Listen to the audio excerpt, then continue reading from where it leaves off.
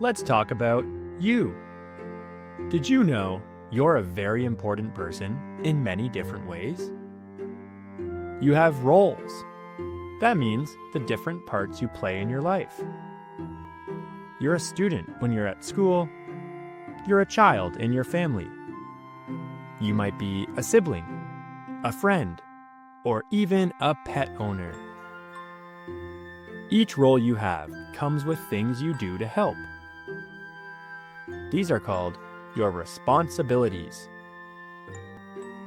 As a student, your responsibilities might be listening to your teacher, trying your best, helping classmates.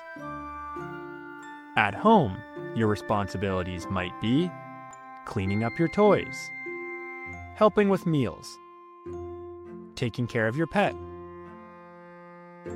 You also have relationships. These are the connections you have with other people. You have a relationship with your family, with your friends, and with your teacher.